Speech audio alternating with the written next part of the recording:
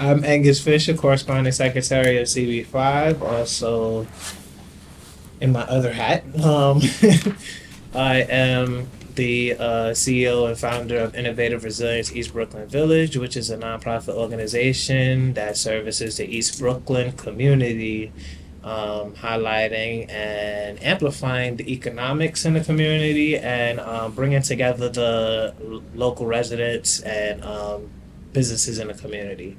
As well as I'm hired by Cypress Hills Local Development Corporation to survey 4 specific corridors in the community to see how we can build up the economics with the small businesses on those corridors. And I will be presenting today. Right. My name is Kelly Pierre. I'm co-chair of the Economic Development IBZ Bids Committee. Community board member and also founder of a company, All Access Golf. Hello, Shawnee Bell. I'm not yet a member. This is probably my 3rd meeting. I live in the community. My regular day job, I'm a housing attorney and wanted to just get involved how I can and share any resources that I can. So. Cool. I'm Seba Kuranek.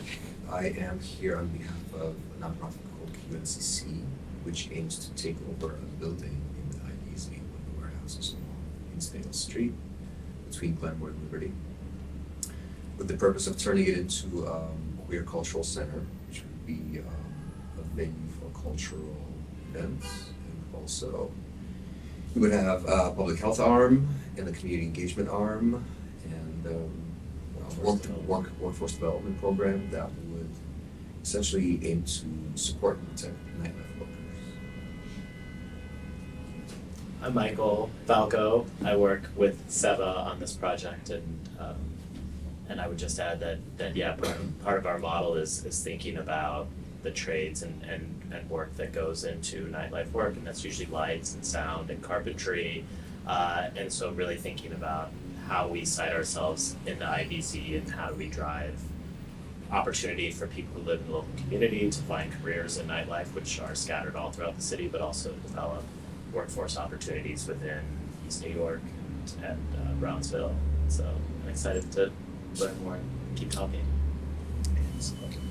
Hi, I'm Ro Johnson. I am a CB5 member, formerly the co-chair of the Cannabis Committee, the Cannabis Management Review Committee, and other community hats, like. Yeah, and I'm just, my day job is a television producer, and just. Girl, own it. Yeah. Don't just throw it out there, own it. Newly elected member of the executive board of CB5. My name is Derek Johnson. I am a multimedia journalist, and I am a designated videographer tonight. Videographer for tonight. And we have Andy in the hallway, which is our great community resident that is everywhere in the community. Yeah. Andy comes to every meeting. And his birthday was yesterday. Facts. Happy birthday, Andy. All right. Cool. So, regarding approval of minutes, we'll wait until there's more people come. Angus, you ready?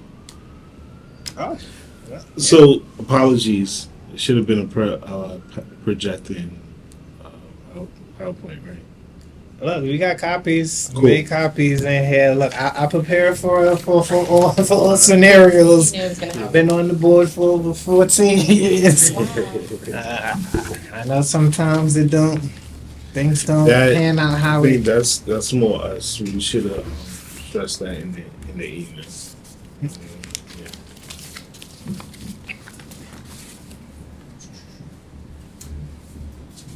Thank you so much. Everybody has a folder, right? Mm-hmm. Okay. All right. Cool. myself in my presentation.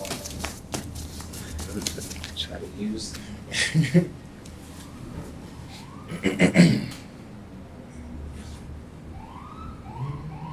Everything is content. This is about proof. This is about proof. So small business services know exactly. Know that I came. I did my job. I'm gonna frame it up for you. Yeah, we're gonna stand right there. Yeah. Try not to get the sun glare. Thank you. Yeah. Thank you, kind sir. Oh, I definitely do need the presentation, right? Unless I know it off the top of my head.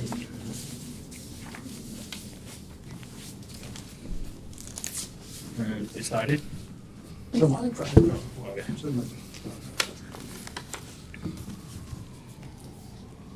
Yeah, step back a little bit.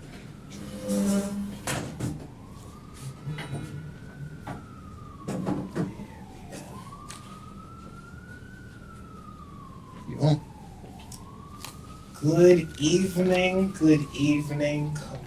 community board of five, not executive committee, but economic committee.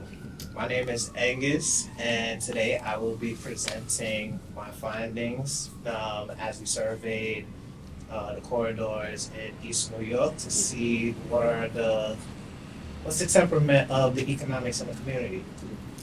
So, without further ado, I will be in front of you. You have a presentation of the New Lots Commercial District Needs Assessment. This assessment was done from October of last year to January of this year. Who we are, Cypress Hills Local Development Corporation was founded in 1983 by local residents and merchants to revitalize Cypress Hills after a period of disinvestment and decline. Starting with just one program and currently to this day with 8 program divisions servicing over 20,000 residents in the East New York community yearly, Cypress Hills Local Development is leading the charge in the community for some much needed change and growth. I am Angus Fisher, the CEO and founder of Innovative Resilience East Brooklyn Village, which is a nonprofit organization here in the East Brooklyn community focused on economics and economic justice and bringing up the Black and Brown community. What is the Avenue NYC program? Avenue NYC program is a commercial revitalization program that's 3 year. It's a 3-year grant that the Department of Small Business Services have been putting forward to help much needed commercial districts across New York City. In our first year of study, we were able to complete a community capacity inventory, map the businesses on the corridors, survey merchants and consumers in Mandarin, English, and Spanish, and analyze the data that was collected to identify challenges and opportunities. In year 2 and 3, we're working on putting that information together so that we can work with the merchants and the consumers and develop some of the some solutions to some of the much needed concerns and problems that came out of the survey. The areas of focus for this study and for the survey was Sutter Avenue, Livonia Avenue, New Lots Avenue, and Sinderen Avenue, stretching from Linwood Street all the way down to Van Sinderen Street. And on Sutter Avenue, we went and looked 2 blocks over into Brownsville to Powell Street. Through surveying, we realized that we had 33 community-based organizations that are located on these corridors. There are 27 merchants that's been in business over 10 years. And in total, we surveyed 367 storefronts.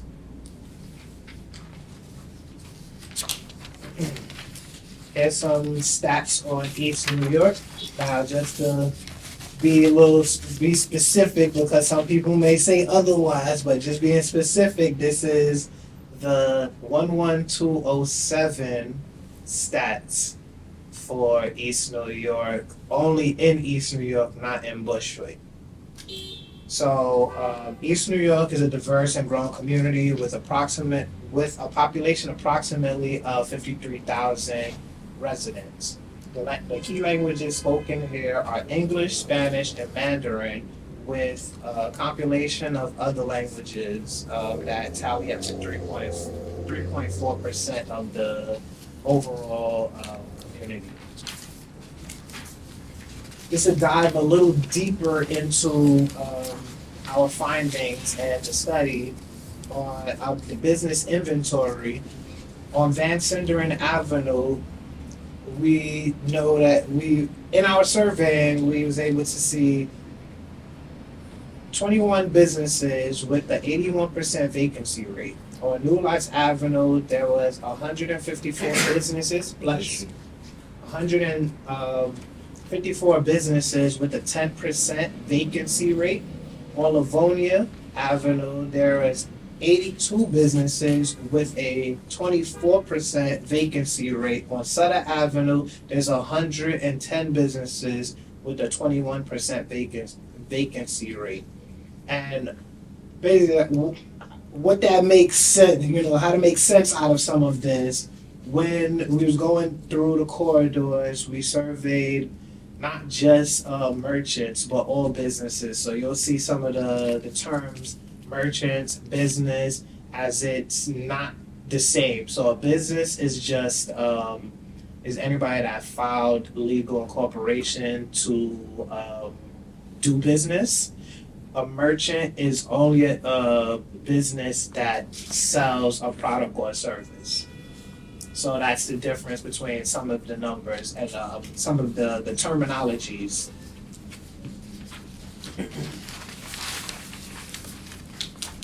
So business observation. The most common business types, we have the top 6. The first one being vacant properties, coming in at 21%. Following that is hair, nail, beauty salons, and barbershops coming in at 13%.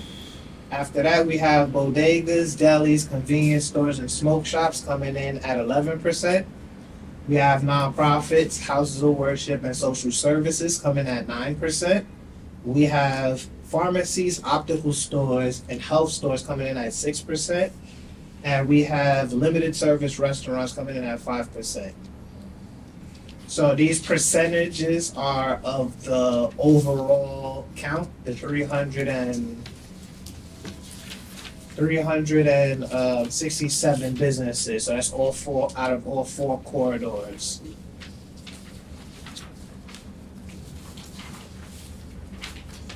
So in this slide here, we have our storefront conditions. In the storefront conditions, we rated the storefronts from 1 being poor and 5 being good.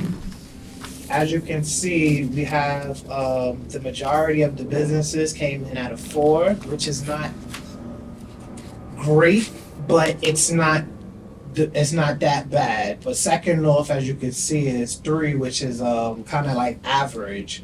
So we want to try to work with these merchants on the corridor so that we can bring them up to a 5 and keep them at a 5. Because some of the key things that brought them to the level is like uncleanliness, cluttering of the windows of the business, not having clear vision into the business. A pedestrian walking on a corridor is more likely to enter into a business that has visible that they can see what it is that they want to actually obtain when they go into the store or the business, and less of trying to figure out when they walk in.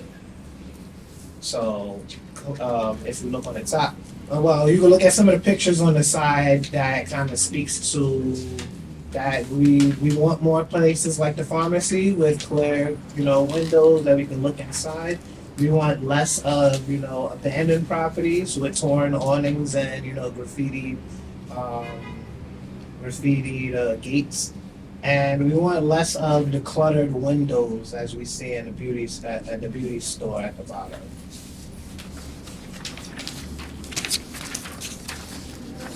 So, in observing the community and taking these many walks through the corridors and the streets, we were able to observe some of the key factors that contribute to the negative appeal on these corridors. With number one coming in at high vacancies, we got 21% of all storefronts, all businesses are vacant on these corridors, which is a high number.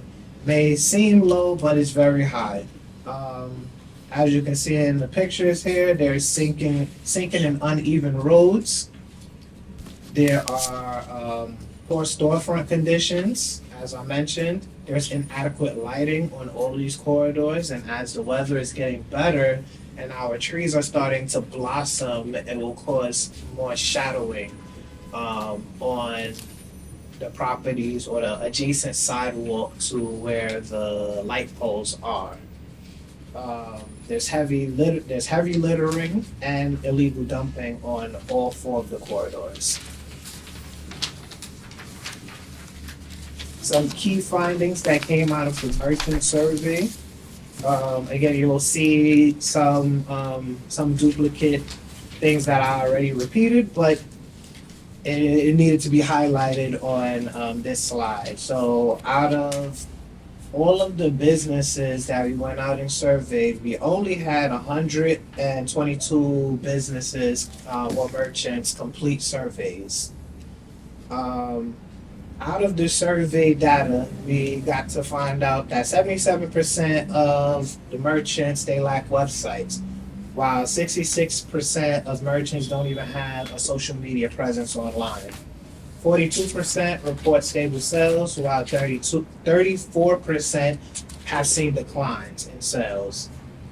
71% rent their establishment, their storefront, while 20% of the renters have long-term leases, such as 10 to 30-year leases. We have 95% are not a part of a merchants association, but 57% are interested in one. 74% are minority or women-owned, but only 2% of them are certified MWBEs. Just a highlight on, shouting out some of the long-term businesses. We have 13 businesses that's been operational on the corridors there for over 25 years. So we definitely wanted to highlight that as something that they're mom and pop. They went through struggles and they continue to have some struggles while having some successes. And last but not least, according to the merchants, they find that physical printed materials such as brochures and printed materials that advertises or markets their business, they look at that as what the most effective approach on getting more people to know what their business is and what they're about.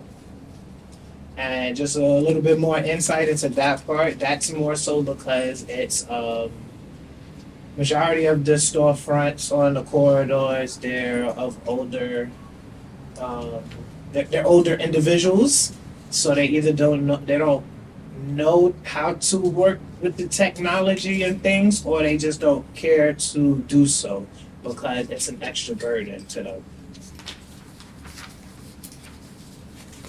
Here on this next slide, which is the consumer survey findings, we handed out a significant amount of surveys, doing both in digital and in paper. There's well over 500 surveys that was handed out. But in the time frame that was going on, there was a lot of holiday events and a lot of community end of year things happening. But out of all of the surveys that went out, we have 163 community residents or consumers responded to it, with a good majority of them stating that they desire more diverse retail options and entertainment options for families, children, and adults. While there is shopping or people or residents spending money on these corridors, there's no specific time that they spend it, that they spend money, and there's no specific set amount that they spend when they go shopping on these corridors. Most of the residents feel safe during the daytime on these corridors, with 40% of them not feeling as safe during the night. But there is a 23% of the individuals that filled out the surveys that said that they do feel safe in the night as well.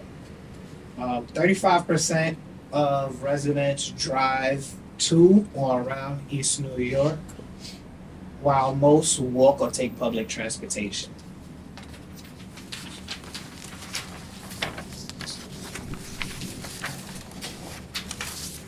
Some desired businesses that came out of these surveys, both from merchants and from consumers. If you look at the slides in front of you, you'll see the top three on both are identical, which kind of speaks to the community at large. And I'll just go down the list. So that's healthier food options, more variety of food options, and cheaper food options.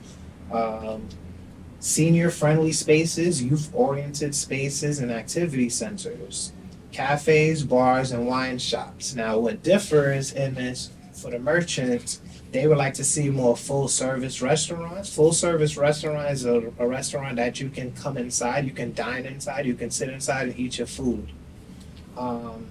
Limited service restaurants are to go grab and go, to go restaurants, or spaces where you could just literally grab and go. They also would like to see more health and wellness stores. For the consumers, they're interested in seeing more clothing stores, more gift shops, and specialty stores. They also would like to see more arts and cultural spaces as well as event spaces. So on this slide, we populated, again, from the survey, from the merchants and the consumers, some desired changes that they would like to see along these corridors. And again, the top four on this list are identical, which speaks to the community, which are landscaping and beautification, sanitation, safety, and storefront improvements. Where it differs is, for merchants, they want to see more graffiti removal, and for consumers, they want to see better lighting. Some strengths that came out of these surveying was that, again, 74% of merchants interviewed identify as a minority or woman-owned, reflecting the diversity of the community and the neighborhood. Several businesses have been operational for 25 years or more, with the oldest being in existence from 1949, and that is UCC. Yes, UCC is the oldest business, one of the oldest businesses in the community that still operates. That's before MLK was assassinated. No, that was 48, right? No, he No, was assassinated 68. in 69. Yes. Okay, so damn. Yeah. Before MLK Yes, I was definitely baffled too. I was like, wow, interesting. But also, the pizzeria on Livonia and Cleveland, they've been in the community since the 70s as well, and never closed down, always been She operational. said 1948. 1949. 1949. That's Yeah, like 75 years. Like Yeah. 30, that's a long time. Yeah, that's very long, and they need to get their accolades for that and everything like that. They Right. just went through they're going through a transition, but a joint collaboration as Cypress Hills Local Development Organization. They're merging together. So yeah, 57% of business owners interviewed are interested in joining a merchants association. Kind of spoke to some of that on the other slides. There's a strong presence of nonprofits, community-based organizations that provide trainings, healthcare, and social services, as well as local businesses have a long time local customer base that definitely speaks to the economic patronage in the community. So one thing that with doing the surveys, we realized that there's a great deal of these community-based organizations, CBOs, things in the community. So definitely try to keep an eye on the development of that along these corridors, as we want a good mix of businesses on the corridors. We don't want it to be oversaturated with just service providers, nonprofit organizations, and things of that nature, as for-profit, merchant establishments are what's the backbone to keep residents in the community. If they're able to afford the space that they're living in, or able to make the finances in their establishment, then to be able to pay their bills and things at home, then they can stay in place in the community and grow with the community versus being pushed out by the overwhelming growing taxes that's happening and the rents increases that's happening across the city. So on our next slide, we have the challenges. So a good majority of the challenges are, again, the vacancies. This is why it's highlighted on multiple slides. So we have an 81% vacancy rate along Van Sinderen Avenue. Van Sinderen Avenue, the corridor it runs parallel to the L train on the East New York side. And it's very dark, desolate, and forgotten about for the most part. We have 66% of merchants cite safety as a major concern. Another 66% of merchants seek better financing and face high rent costs. 53% of merchants want graffiti removal and beautification, while 47% cite sanitation issues. A majority of the storefronts need physical improvements, which reduces the foot traffic along the corridor. And some of these storefront improvements can be from facades to awnings, or just the upgrading of the sidewalk and their store entrance so that it could be more ADA accessible, as there's about a good majority of the merchants and businesses along these corridors aren't ADA accessible. There's more than a 1-inch hump to get inside their store, which is impossible for a person with a wheelchair to maneuver. Also, some challenges are open spaces that are available in the neighborhood are underutilized and neglected. And we have abandoned or poor maintained storefronts, including ghost kitchens that create uninviting atmospheres along the corridors. Now we get to some of the things that can help broaden the horizon of our community. So again, in years 2 and 3, we look to engage and activate much needed support with the merchants and the constituents in the community to see what are some more ways that they feel they would like to see the corridors improved. Also, with the high level of community-based organizations and professional businesses on the corridor, we would like to see a collaboration with them to see how they can, for one, be mentors to some of the new and up and coming businesses, and also see how they can service the businesses on the corridor that aren't MWBE certified, and see how they could get certified, get them to be able to do business with the city. Hence, one of the things that I brought out and everything is the MWBE training going on May 15th at New Lots Library, and we're partnering with them to disseminate this to the merchants in the community, because doing business with the city can be one of those things that can make or break you, as far as like bringing in the money. You may not see the foot traffic in the community, but when you are MWBE and you partner with the city, sometimes you can get gigs outside of your local community, or depending on what your business or what you offer, the city can have a need for that, and that can be residual income that comes in while you build up the foot traffic on the corridor and get more residents and constituents into your office, into your establishment. We're looking to create a vacancy reduction plan that we're able to connect entrepreneurs to vacant spaces, speak with the property owners, see what is it that what barriers they're going through for the space to continue to remain vacant and unoccupied.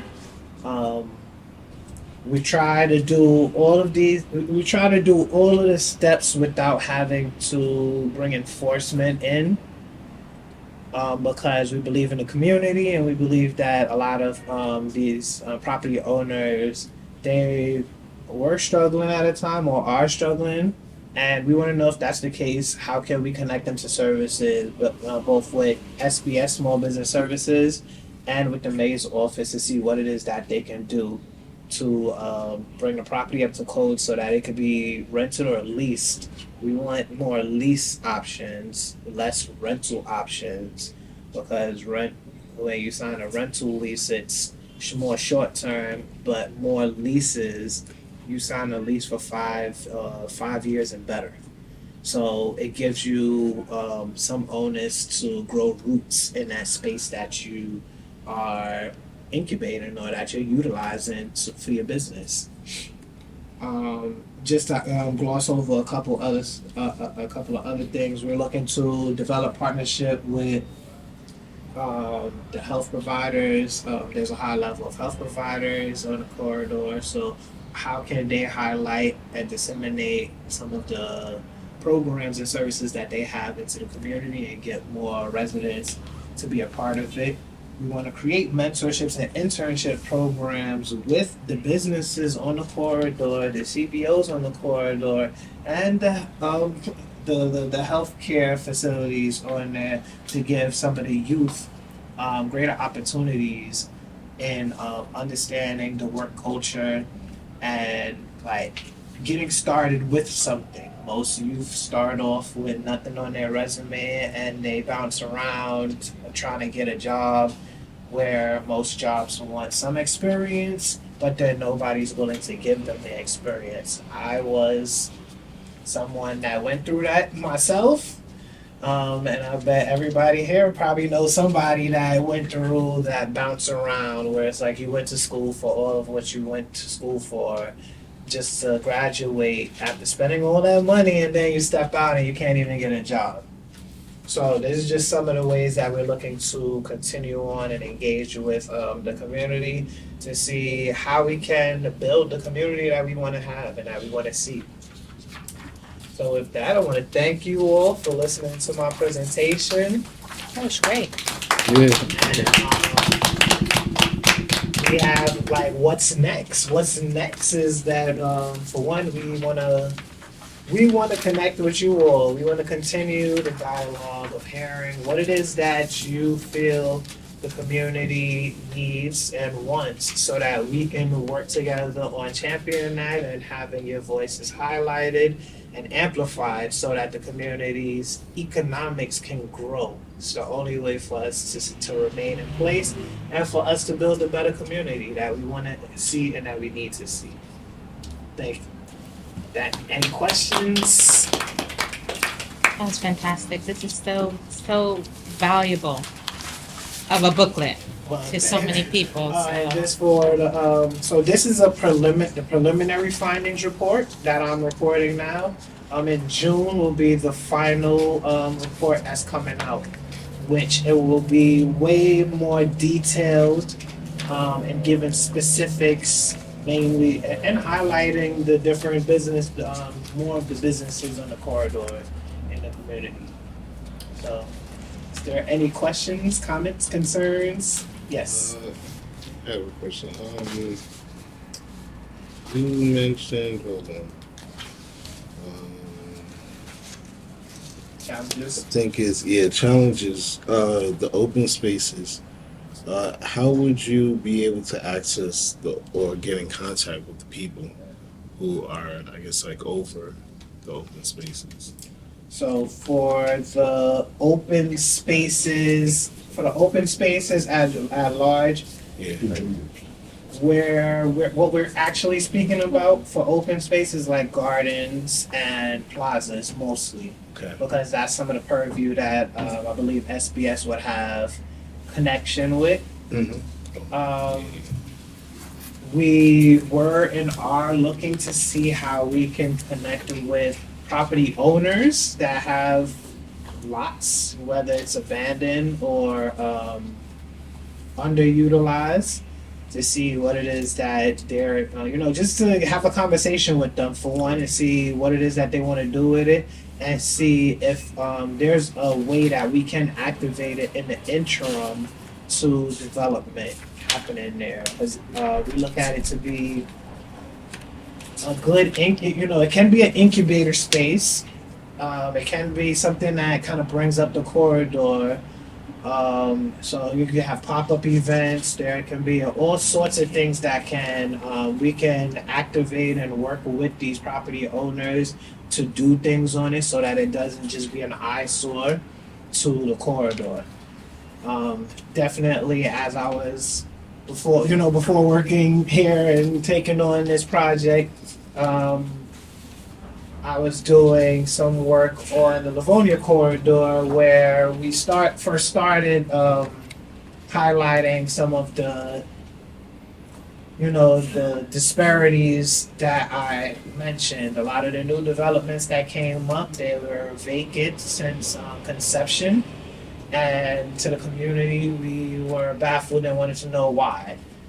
There was a building that was supposed to go up in a vacant lot on Livonia Avenue, but that developer, or that project developer, they dropped out of that development during the pandemic. So now that property remains vacant and under the purview of HPD.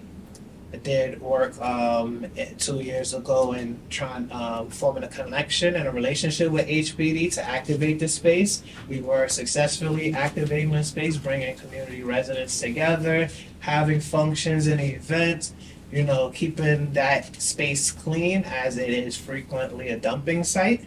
And a site for, it creates an eyesore, especially across the street from our Great Success Garden, which we work very hard to connect the residents in the community to. They have pantries, they have a bunch of events throughout the community, throughout the warmer weather seasons in the community.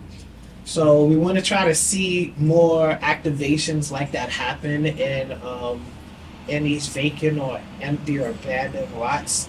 And the first step is to find out who owns it.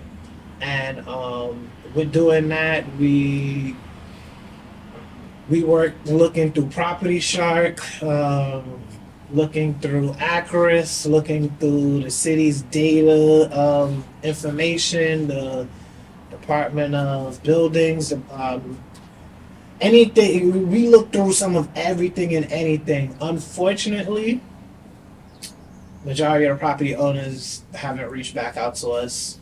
They didn't really care to work with us, or even acknowledge that they received the information. We sent out mailers, we did emails, we did phone calls, at least three times of each.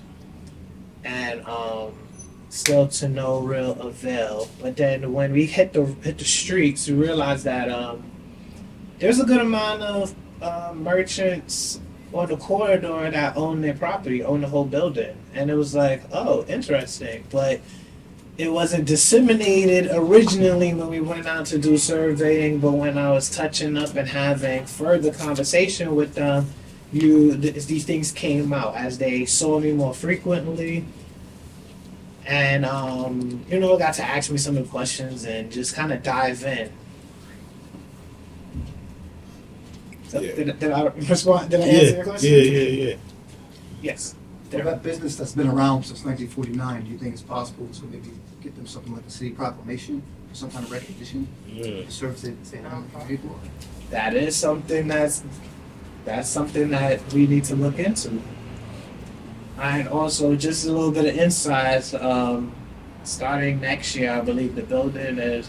Well, they're currently raising funds for a building fund to do over UCC, as it hasn't been done over in a long time. There's actually real trees inside of there. Inside Wait, inside UCC, there's real Really? trees. There's about 3 real trees, palm trees. They stretch out. I think they're about 30 some odd or 40 some odd feet high. They're alive. They're real. That's one of the things I like to highlight when going in there. It's it's majority used as a daycare. Providing some services, as well as the basement houses the offices for East New York Farms, which they occupy the garden space outside, closer towards Livonia Avenue on Skank. Yeah, Skank. Any other questions? Yes. Are there any initiatives to fill those vacancies, like either from the elected officials' offices to get businesses to rent those Vacant storefronts. storefronts? Yeah. So this is where, in the opportunities, we're looking to create a vacancy reduction plan. And the first steps with doing that is continuously we're being more stern on reaching out to the property owners, because it starts off with the property owner. We need to know what is the issue, like what's going on. Is the property abandoned because you received violations and you didn't have the finances to upgrade the property so that you don't have the violations? Is it that the property is a ghost property and the owner abandoned the property? There's countless amount of situations or circumstances that could bring it to that, but once we find out why, then we can try to the goal is to try to work with them to see how we can get it occupied. Occupying it for with working with some of the CBOs in the community and along the corridors to highlight entrepreneurship in the community, so that we can bring those entrepreneurs into those spaces. We did realize in doing the survey that some individuals cited, some merchants, shall I say, cited high cost in their rents and in their lease. So speaking to the owners on what can possibly be a solution in that sense, and if not there, then how can the city, the mayor's office, jump in to help out with some financial support or some type of support. The conversation is actually now starting. So over the summer, over the next course of the remaining course of this year and into the next 2 years of this project, we're looking to see how far we can get and try to get these spaces occupied. And I guess I have 2 other questions. Is when you talked about the mayor's office, EDC, are they talking about a plan to support this initiative? And try to send, I think they're a useless agency, but but try to send resources, do they have any plan to support this initiative? And the second part of that is, I just lost my train of thought, so what was it?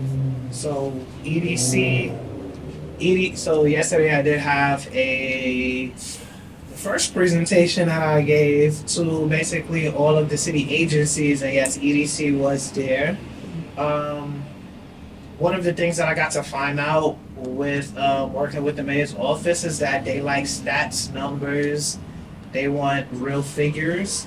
So as the initiative grows, we're looking to actually develop and get contact information, hear actual stories from individuals in the community, and your testimonials, is what it's called, and build out further this plan, this initiative, so that they can then jump on board with the backing. Is the plan to create a bid for this area? So when it comes down to it, at the closer towards the ending of the 3 years, we'll be, surveying the community to see more of what fits. So looking to see if a bid is a good fit because a bid isn't a good fit for every corridor. And sometimes it's more taxing on the merchants. There's way more oversight because you then now hope you have federal oversight, like federal and state is now looking into the bid versus a merchants association being something very local, super local, and really like supporting is more so on the knowledge and supporting the businesses and the merchants there, and less about the certain constraints. But definitely, we're looking to see which model fits best, and keep the conversation going with the merchants on the corridor to see what direction they would like to go, because ultimately we're supporting them and their desires, and giving more feedback, just being that anchor organization to highlight their voices and concerns. And then just one more thing. Okay. Have we considered a pop-up model so that, some of the, those budding entrepreneurs who don't necessarily have the money to sign a 5 to 10 year lease or 15-year lease, can kind of rotate in a pop-up model, so that they can be selling their, like be vending almost, on a rotating basis. So you're introducing these businesses to the community on a rolling basis. So you're talking more like in a fixed location, rotating Yeah. businesses, or Yes. on the street pop up? Yeah, in a fixed location, or over the summer when it's outside, something where you block it off like one block where each of those they're introducing themselves, but something where you're slowly introducing and growing that interest and that demand for the products that the entrepreneurs are selling or services that they're selling. So, interestingly enough, in the joining of Cypress Hills and UCC has been doing a street market.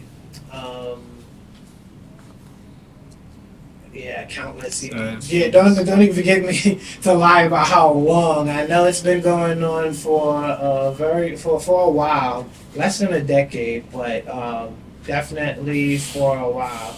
And we are highlighting that specifically because we're looking to work with them in that corridor. That it happens every Saturday. It's about an 8-hour window where businesses are able to table, sell their products, connect with the community, and that's actually one of the places that we're looking to kind of pull from and educate and train some of those individuals, those entrepreneurs in that space to be able to endure being in a brick and mortar. There's multiple plans that things that I've been thinking about as far as like dissemination from space being too expensive, so how about businesses share this space if it's large enough, cut down on the cost, from, you know, just a multitude of different ideas. But again, this is the community's project, so my ideas are just some off sparks to help, you know, get the wheels turning. It's really what the community wants and what they want to see for us to actually drive it home. Yes. With the corridor, first, how do we get, I guess, like the application to be a vendor, right? And then the second is, well, yeah, go ahead. How do you? What? Yeah, I brought the whole file cabinet out. Oh, and also sharing the pop-ups that they do, like to like the community board. What do you mean? The UCC, like the pop-up market that they have on Saturdays. Yeah. Yeah, like do they have like a flyer that can be shared? So they do have a flyer, and I am pulling that now. They're updating the flyer and making a new one, Okay. but at the moment, they do have. Applications open. Yes. Okay. No, I don't have the actual flyer. I'll bring that and share that with you all. But because they're upgrading their flyer so that it could be more inclusive. They still have the old one. You can go to the website as well, eastnewyorkfarms.org. Okay. But by next meeting, I will definitely make sure to have a flyer from them to highlight that great work that they're doing and to get some of the businesses involved. As well as we're trying to really want to try to get more pop-ups throughout the community. So that's not just that one space or that one location that's highlighting businesses. We want to try to have that along the corridors, the merchant corridors, where there's vacancies, and seeing how we can create some sense of activation without stepping on the city's toes or anything like that, or maybe tabling in front of some of these vacant spaces, making them, beautifying them, putting a step and repeat up or something to block out the negative site of the business and have an individual entrepreneur tabling at that space. So this is the ideas is at this phase, and kind of really at an idea portion of it. So this is why we're activating the engagement sessions with the community and the merchants so that we can get more of what you all want to hear and see, especially as we work towards gathering the data. Yeah. I feel like I'm asking too many questions, but I was thinking another thing could possibly be a directory of the available, if there's a particular realtor that wants to kind of pro bono, kind of shop those on a commercial level, but also, you have a directory of all the vacant properties, but then you rotate the pop-ups in all of them with every time you have something to give people the directory, like, these are all the spaces, if you want to, something like that. But yeah, that's what. just an idea. Oh no, that's a great idea. But that's more like a step 5 idea. Once we're able to get into these spaces, because that's the hardest part, is even just getting them to let us know who, what, when, why, or anything. Yeah. Just about the space. So definitely. Any? No. Hey, you answered. Yeah, it was a very It's really comprehensive good. presentation. It was. Yeah. Thank you. Thank you, thank you. All right, and I'm complete. All right.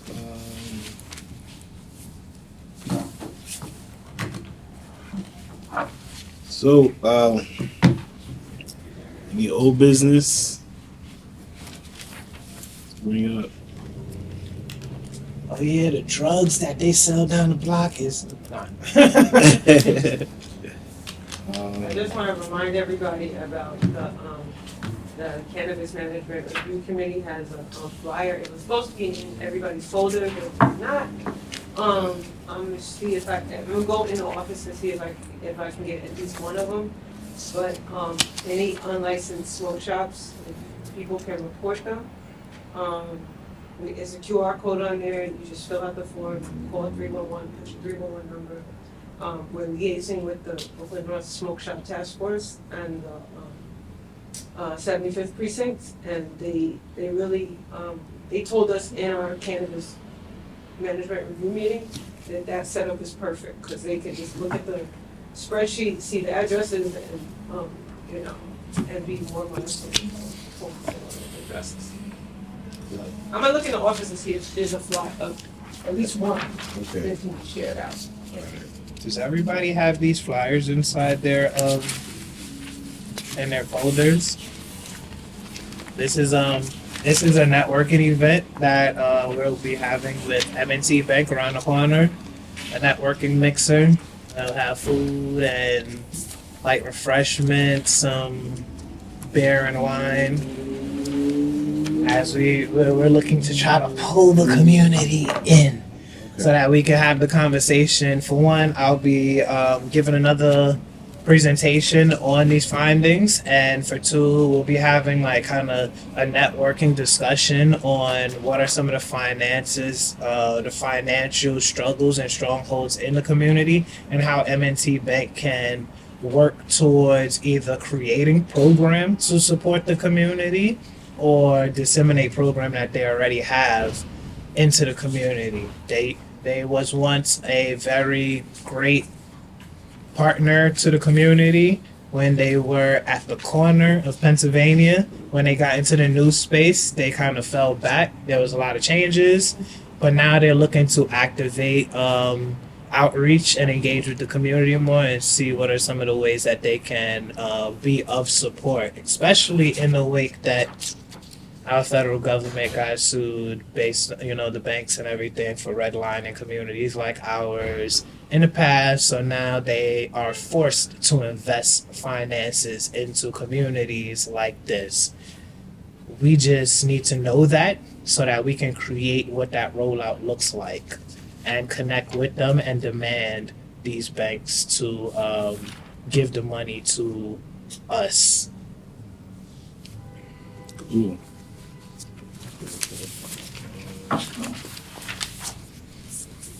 Oh, thanks. All right, any new business?